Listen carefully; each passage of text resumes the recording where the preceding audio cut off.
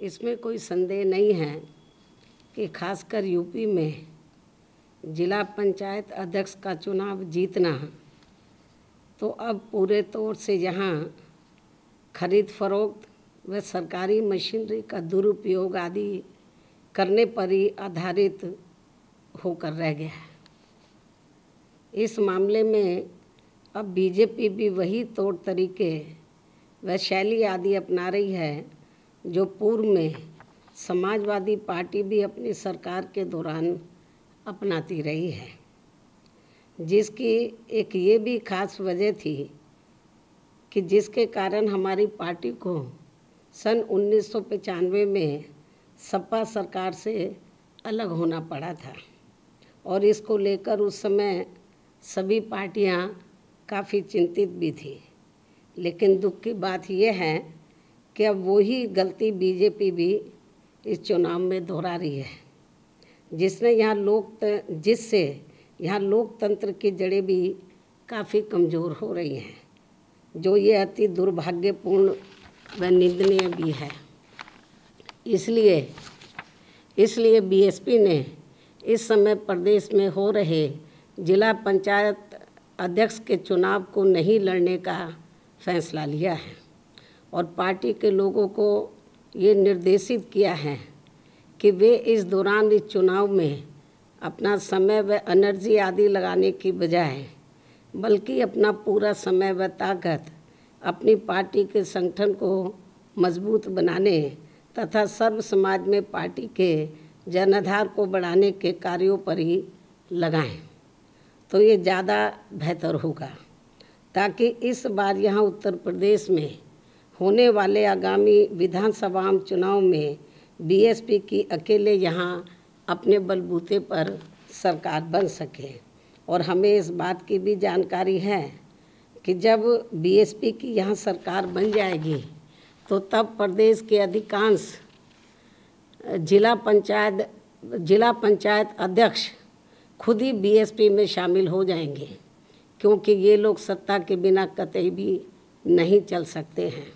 इस बात को भी ध्यान में रखकर हमारी पार्टी ने यूपी में ये जिला पंचायत का चुनाव नहीं लड़ने का फैसला लिया है। लेकिन यहाँ मैं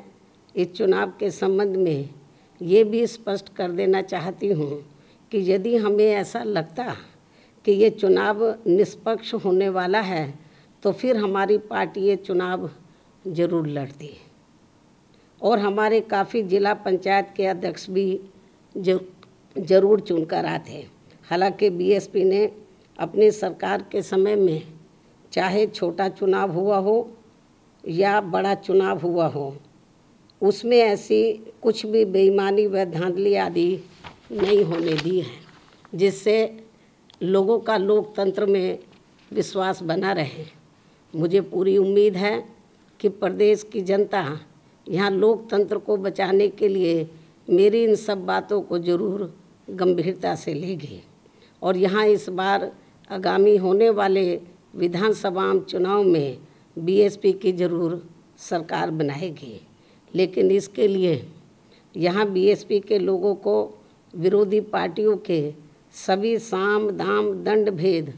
आदि हथकंडों से भी ज़रूर सावधान रहना है, क्योंकि विरोधी पार्टियाँ एक सोची समझी रणनीति व साजिश के तहत खासकर मीडिया के जरिए अभी से ही ये एक अफवाह फैलाने में लग गई है कि बीएसपी इस चुनाव की तैयारी के लिए जितनी सक्रिय होनी चाहिए उतनी नज़र नहीं आ रही है, ताकि पार्टी के लोगों का अभी से ही इस चुनाव में उत्साह कम हो जाए।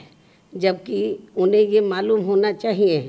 कि कोरोना महामारी की पहली लहर के ढीले पड़ते ही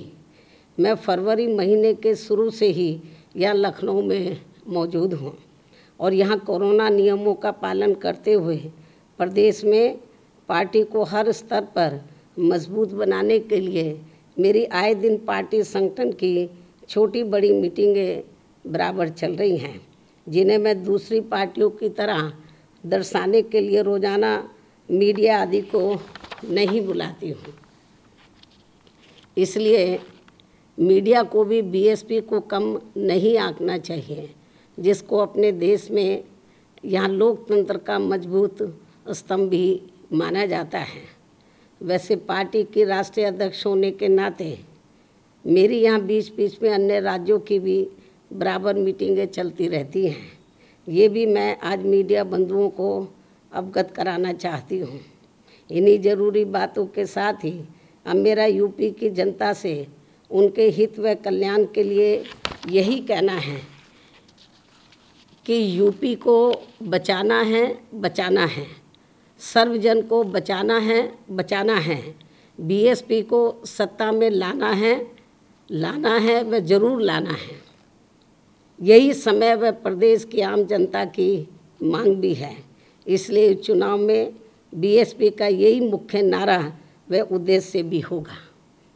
इस उम्मीद के साथ ही अब मैं अपनी बात यहीं समाप्त करती हूँ। जय भीम, जय भारत व धन्यवाद।